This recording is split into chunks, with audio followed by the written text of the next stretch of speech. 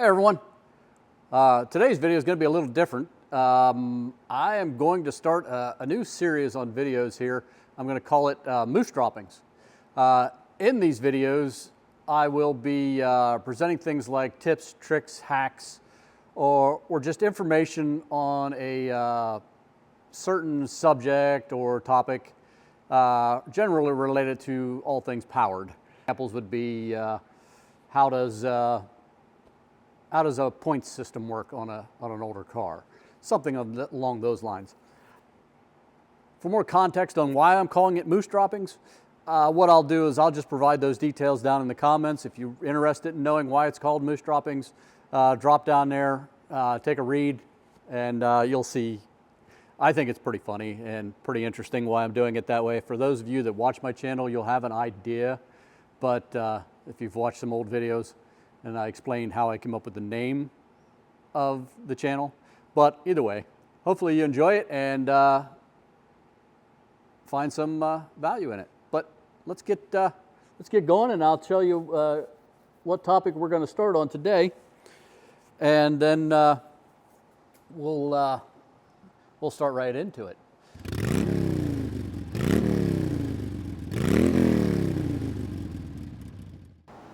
So it's getting colder here in the Northeast, and because of that, I had to, the other day, it was like 28 degrees here. Actually, that would have been yesterday. So I started the very first fire of the season here in the garage. And starting that fire kind of made me think about this product that, if you saw the thumbnail, you'll know what the product is. Kind of made me think of this product, and that product is the WD40. And all of the different uses that you have for that WD-40, and all the little things that I use it for that, I don't know, I've just learned them over the years from other videos and people and just around, you know. So I thought I'm going to share some of those with people. One of them, the first one I talk about, is one that I haven't actually seen a whole lot of people do it or anything. I learned it from one person, and I've never actually seen it anywhere else. So I'm sure there's lots of people doing it. I just haven't seen it. So we're gonna start with that one, and that's the reason that made me think about doing this video. So you'll understand that here in a minute. That being said, you use WD-40, that product, in a way that you don't see on this video, please share it in the comments so the rest of us can see that, and you know, it may be brand new to all of us. You know, I'm obviously not going to share everything. Also, a big thing is be sure to stick around to the end of the video, as I have a special tip or hack or whatever you want to call it that has nothing to do with WD-40 that I like to use in my shop. And maybe you've heard of it, maybe you haven't, maybe you've seen it, maybe you haven't. Stick around to the end of the video. We'll show you what that is. Pretty excited. Let's get started. Okay, so before we get started, I just want to let everybody know, just to make sure we're clear, this is not a sponsored video. I am not being paid to promote or present any of the products you see used in this video. I just wanted to get that clear and out in the open. Again, not a sponsored video. Everything you see I bought with my own money, and everything you see me do is based on my own experience and personal preference and things like that. So let's get started. The reason I started this video, it's definitely a little unconventional, and it's what gave me the idea, like I said, to start to do this video. So I said, you can hear it in the background probably, the furnace is running right now. It's a wood burner, wood/coal furnace. I burned both in it, but I fired it up yesterday morning based on the temperature, and it made me think, yes, I use WD-40 to get my wood stove started. What I do is I take a handful of cotton balls, I prepare the stove, I get some newspapers and things like that in there, and the kindling on top. But then I take some cotton balls, spray them down with WD-40 in a container, get them good and wet. Then I grab them with some needle nose pliers and light them, and then just toss them into the fire. Just doing it very carefully. You know, take the caution you need to take, because you are lighting them on fire. but I do. I light them on fire, throw them in there. They catch the paper on fire, and they burn longer than just burning the paper. So they also help with the with any, if your kindling happens to be a little wet, they'll work well for that. I do this every time I start a fire in there, and it has, since starting this practice, it has helped immensely for me getting fires started. You can also do it, I've seen it done. It's actually where I learned it from, is somebody did it when they went camping. They would actually prepare they use the little Easter eggs, the little plastic Easter eggs you get. They would use a bunch of those and actually put them back in an Easter egg crate, or not an Easter egg crate, but they would put them back in an egg crate. They'd just have 12 of them in there, or however many they were doing at that point.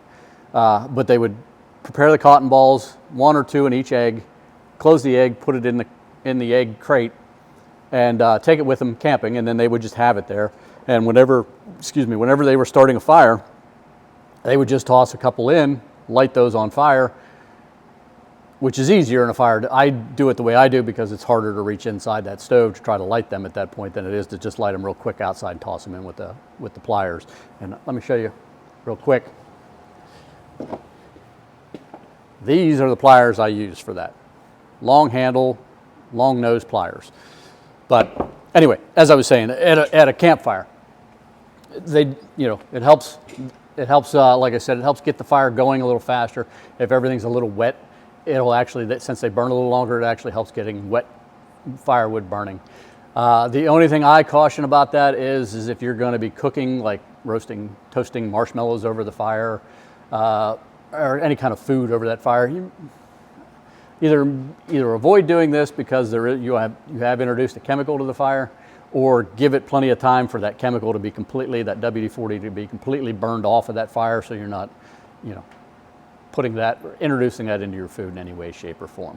So that's the first one for me. All right, next up for me is one that's probably pretty common for everybody, and that's is WD-40 as a grease remover. It is an outstanding grease remover.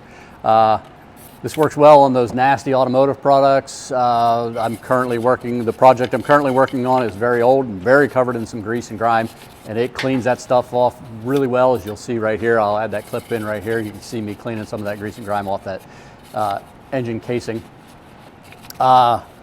Just a simple process, spray it on, let it soak, let it dwell for a little while. The stubborn stuff, you may have to use a brush or a soft bristle brush, or something that's not going to damage the surface.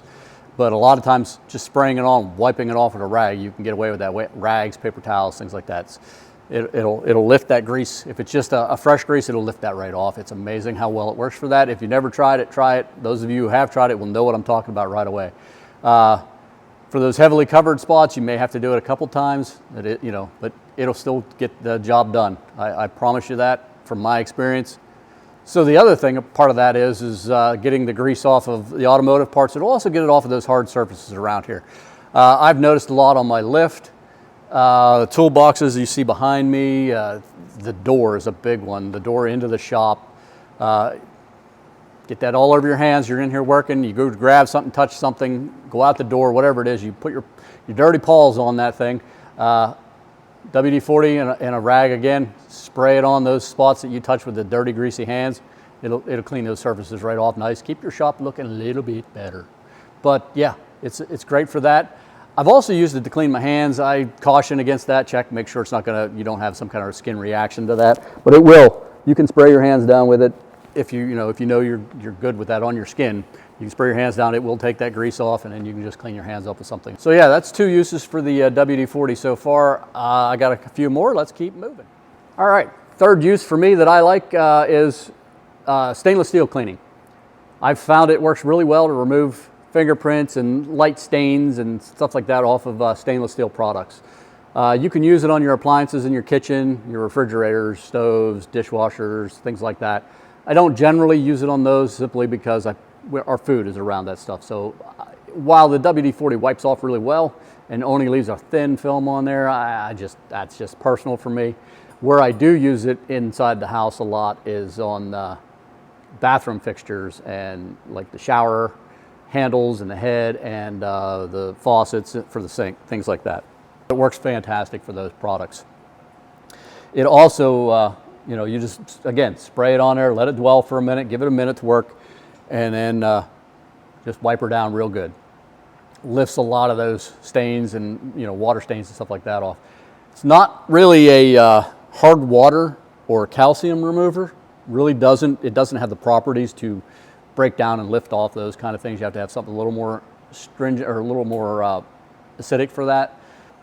That being said, if you use it regular enough, it can help reduce that buildup. It does. I'll spray that stuff onto the stainless steel and then just let it dwell for a minute or two. Again, that dwell time on it seems to be the key with WD-40, but let it dwell on there and then just take a toothbrush, soft bristle brush, any kind of soft bristle brush, and just kind of work it in. I don't scrub it hard, I just work it in there with it, and then a clean microfiber towel and wipe it down and polish it back up with that. It works fantastic. Like I said, it's not really meant to take hard water or calcium deposits off, but if you're using it regular enough, it can help reduce them, I guess is the best way to put that. Again, it's not going to prevent them, and it's not going to take them off once they're on there, but if you're using it enough, it can prevent them from actually being able to attach to the surface. Does that make sense? I hope it does. Either way, let's keep moving. All right, so this next one, I almost didn't even bother including it because it is obviously the most common use for the product. And that is loosening and freeing up seized nuts, bolts, rusted parts. But since it is the most obvious use for it, I figured I'd better include it. Otherwise, people think I was just crazy. Well, you're not using WD-40 for what it's primarily used for. But either way, so yeah, the reality is the stuff I get to work on seems to be the primary case study used for WD-40's development. Everything is rusty and seized and tight and just dirty and grimy, so yeah, it is what it is. But either way, I'm using it all the time on my products. As a matter of fact, the project I'm working on, like I said, right now, I actually just went through and pre-treated everything with it just to give it more time. And I've been doing that pretty much every day just to make sure everything comes loose. Try to get ahead of it, basically. The other nice thing about it in the rust aspect is it will also, when I clean up a part, a piece of metal, and if I have to leave it the project sit for a little bit and don't have a chance to do any final prep to that metal, if it's bare steel, I'll use that. I'll spray that on there, wipe it on there, or spray it on there and wipe it down, and that puts that nice little protective layer on there to keep it from flash rusting. Causes an extra step down the road as far as having to make sure you do a little extra job cleaning it so that whatever product you're putting on top of that metal after that WD-40 that WD-40 is completely removed, but it's totally worth it. The other side is I use it in on all my wrenches and those hammers, and like I have a hammer and I'm out, like when I was out here pouring sidewalks, and the hammer's getting wet from the hose and whatever else, and I'll just take that and I'll spray it, I'll clean it off and spray it down with the WD-40 just to keep it from rusting. Same with the wrenches. When I'm done with them, they're all greasy and grimy. The last one we talked about removes that grease and grime. Spray it down with that. It also, in doing so, gives it that little film coat on there. Prevents tools from having any flash rust if you have humidity or moisture in your shop. All right, how about for our next one? On your vehicles. Absolutely outstanding way to remove bugs and tar off your vehicle. I actually had some on the Ram, a big tow rig, and so let me throw that video up here, show you how well it works for that. In a lot of cases with this stuff, you will actually see like tar. If you spray that on there and just let it sit there for a minute, you'll actually start to see the tar roll down the side of your vehicle. So yeah, it does work well for tar and bug remover as a bug remover as well. Fantastic little product for that. I will say that before I do that though, I always make sure I've washed the vehicle thoroughly, make sure it's good and clean. You don't want to spray that on there and then work in that material, that product into the paint and actually grind in any other contaminants on that surface into your paint. So make sure you've washed the vehicle thoroughly before you try this if you're going to use it. And another little thing it'll do too is that whole rust preventative, but more importantly, it'll actually help reduce mud and dirt buildup. So you can actually, if you want, take and spray your wheel wells, the inside of that. After you've got them all cleaned up, spray them down with that, and it'll reduce the amount of dirt and stuff that'll actually stick to the vehicle on the underside like that. I've heard people also do that for their mower decks and mower blades. I've never actually tried that one. I don't know how well that would work. I think you'd have to do that pretty much after every single time you mow, and for me that's actually not worth that much effort to me to try that. So all right, in an effort to keep the video at a reasonable length, because there are just literally untold amounts of tips, tricks, and hacks you can use for WD-40, my last one is regarding footwear, specifically my work boots. Full leather work boot. These boots right here, as a matter of fact. When I bought these boots, they actually were a waterproof boot. Obviously, I've been wearing them for a few years now, and they get a little worn down, and the waterproofing starts to go away. And they start to look boots themselves start to look a little dirty and dingy. So what I've done is I started spraying them with the WD-40. Now, while it's not a waterproofer per se, it will, and again, I'll drop a video in here showing you the difference between the two boots. It will actually make them more water repellent for at least a little while. So it's one of those things, you spray them fairly consistently. Like I said, it also gives you the opportunity to kind of clean your boots. You can see these boots are several years old, look pretty good, I think. And they are now water resistant, water repellent. Again, like I said, they were waterproof when I got them, so that's kind of wearing out. They get in spots in them where they do get water that will seep through them. I keep spraying them down with the WD-40, and it seems to work really well. Spray it on. I spray it on pretty heavy. Take a microfiber, buff it down, cleans them right up. With this, I will tell you that it does change the color of the boot. It kind of gives them that oil rubbed finish. So just test it on your shoes. If you're going to use it on your shoes, test it to make sure you're, one, in a really discreet spot, and two, that you're okay with any color change that it does make. But it will. Like I said, you can't go stomping through, a creek with it. If your boots aren't waterproof, you're going to get wet feet. It's not what this is going to do. What it will do is those early morning walks through the grass where you have dew on the grass. It'll repel that. Like I'm getting ready to do here, washing a vehicle. That water splashing around, it'll repel that, no problem at all. Things like that. The water repellent, that's the key to that one. It is water repellent. It does work, and I personally think it helps the leather, keeps some moisture in that leather as well. It keeps that leather from drying out. They look better once I'm done. That oily stuff that's in the leather now seems like it helps them keep them from drying out and rotting. All right, so in moving forward, I'm going to give you a tip or a hack that I found that is absolute crap.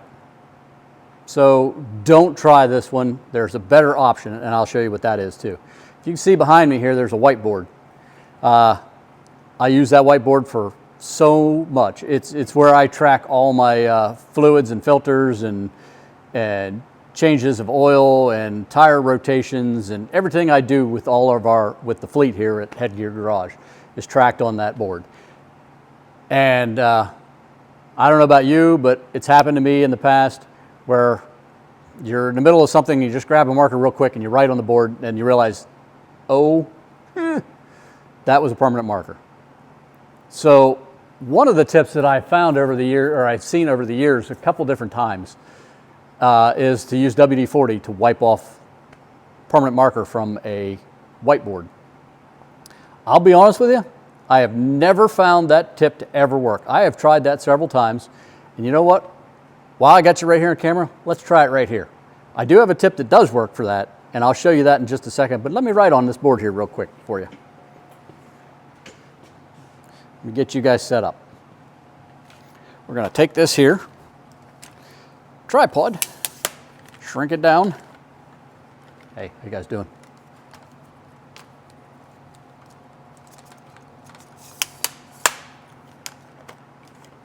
Spin you all the way around. One last leg. We're almost there. Thanks for sticking in there. Okay. So here,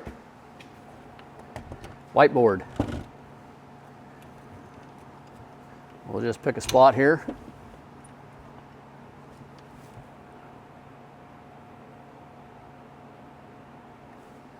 How about right here? So here is my dry erase. This is a Harbor Freight permanent marker. Okay? So we'll put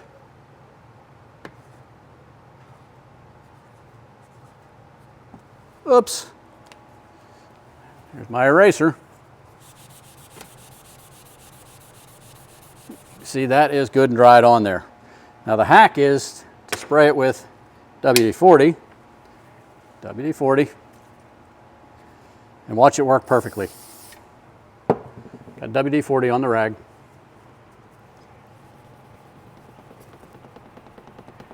Does it take it off? A little bit.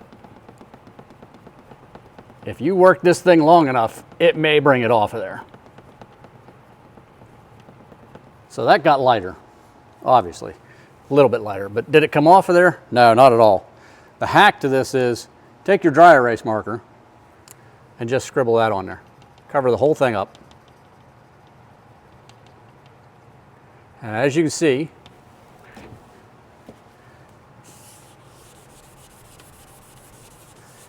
it's not perfect, but it's gone.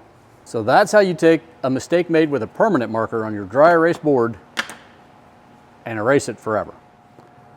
All right, so if you have made it to this point in the video, I'd like to thank you for sticking around. As stated at the beginning of the video, I have one last hack for you. It has nothing to do with WD-40, and all it has to do with is controlling moisture within your things like your toolboxes. For me in particular, it's inside the welder. It's just a simple product, basically super cheap and super easy to use. So what is it, you might ask? Well, how about I just show you? Yep, that's right. Just simple sidewalk chalk. The nature of the sidewalk chalk is that it is very porous. Well, any chalk. It is very porous, but the sidewalk chalk, what's nice about it is, and I'll show you here, why it's perfect for this use, is quite simply, compared to regular chalk, it's much larger. Like, that's probably a good 4 pieces of chalk right there, at least. So, like I said, it's super cheap. This is a box of 24 from the Wally store, and it was $4. So, you know, what I do is, and let's see here, should be some right, yeah. What I do is just toss them in here, 1 or 2 in each drawer. Just kind of helps to, yeah, there it is. Just kind of helps to reduce the amount of moisture inside the drawers themselves. Let's see over here. Right. But, as I said, the biggest spot for me to use this stuff is inside of my welder. Let's see if I can get this open one-handed. Hang on. Right there she is. And I just replaced all of these recently. That's actually why the box is still on my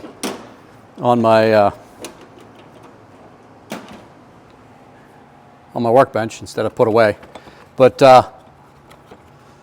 yeah, it's so simple. So yeah, it's just so simple. It's just a nice little insurance policy. You can throw it in there. All right, I'm not sure exactly what happened there. The camera just decided it no longer wanted to record. But either way, as I said, it's not really so much of an issue over the winter months when I'm firing the furnace up, because of the dry heat that it puts out. It keeps the shop itself fairly dry. And then, so where it is more for me is in the spring and sometimes in the fall, but the spring primarily, where it's the temperature is just right, where it's getting really fairly warm during the day and still getting cool at night. So you get a lot of condensation build up and then it's the wet season for us, so it's rainy. So you get a lot of condensation build up. And then for me, especially because, as you can see, I still have not finished. I started working on it, but I have not finished closing in walls or the ceiling and insulating. So I get a lot of condensation in here, especially in the spring. So the chalk works great for that. The golf cart. Still so tickled with the way that came out. If you haven't seen that video, jump on on the channel there. Go back and take a look at that series. That thing came out great. But anyway, I'm getting off track. Yeah, so that chalk is the last tip for you. And hopefully you find that helpful. Alrighty, if you have found any value at all in this content, please consider tapping that like button. Doing so helps the channel immensely, but it also triggers that algorithm to say, oh, people are liking this video. Let's send it out to more and more people. The more views you can get on the video, the more people get to see that video, the more people may find some value in that as well. So like I said, if you found value in it, tapping that like button may help somebody else find some value in it. Plus, it doesn't hurt the channel at all. Also, consider subscribing if you did find some value in it, because then you won't miss out on future moose dropping videos. So again, I said in the beginning, if you have different uses for the WD-40 that I didn't cover, which I barely scratched the surface of, I know that, please drop them into the comments there, share them with everybody so we can all read them and maybe find some use that we didn't know about. And hey, that's going to do it for the very first episode of Moose Droppings. Hopefully you found this video informative and educational, or you took some sort of value out of the video. If you did, please consider tapping the old like button for me. Also, consider subscribing so you don't miss any future videos of Moose Droppings. If you have an idea for a Moose Droppings video, please drop a comment in there, let me know what it is.